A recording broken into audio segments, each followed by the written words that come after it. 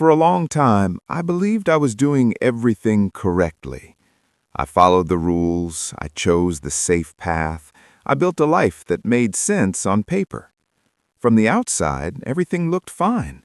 A stable routine, a clear direction, a version of success people could understand. I smiled when I was supposed to. I said I'm good when people asked how I was doing. And the strange thing is, I almost believed it myself. But deep down, there was a quiet discomfort I couldn't explain. Not pain, not sadness, just a feeling that something wasn't aligned. Like I was present in my life, but not fully alive. No one warns you about this part. The part where your life looks right but feels wrong. I wasn't miserable, and that's what made it confusing. Because when nothing is obviously broken, you start blaming yourself. You tell yourself to be grateful. You tell yourself this is just how adulthood feels. You tell yourself to stop overthinking. But the weight doesn't go away. It follows you into quiet moments, late nights, long walks, empty pauses. I realized I wasn't tired from working too much. I was tired from pretending. Somewhere along the way, my decisions stopped being mine. They became reactions to expectations. What would make sense? What would look responsible? What would avoid disappointing people? I didn't choose my life, I negotiated it. And every compromise felt small at the time. But years later, I was living inside a version of myself that felt unfamiliar. I was successful at being acceptable, but I was failing at being honest. There wasn't a dramatic breakdown, no explosion, no sudden collapse, just a quiet moment when I caught my own reflection and felt nothing. That scared me more than fear ever could.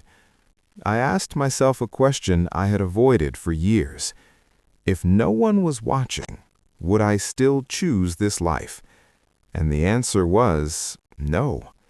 That was the moment I understood the truth. I wasn't lost. I was hiding. Admitting it was painful, because the lie wasn't about others. It was about me. I had convinced myself that comfort was happiness, that stability was fulfillment, that silence meant peace. But silence can also mean suppression. The lie wasn't dramatic. It was subtle. And that's why it lasted so long.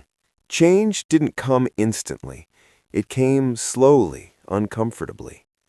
Small decisions, honest conversations, letting go of identities that once protected me.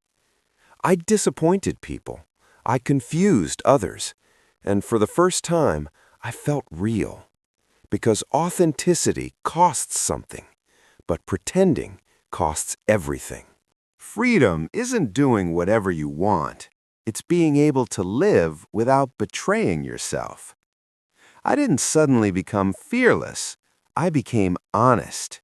And honesty changed how I measure success, not by how impressive my life looks, but by how true it feels.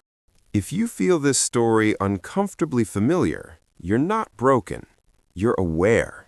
And awareness is the beginning of every real transformation. You don't need to destroy your life to change it.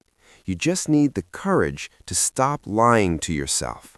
Because the most dangerous lie is the one that feels safe. And the moment you face it, you don't lose yourself. You finally meet who you were always meant to be.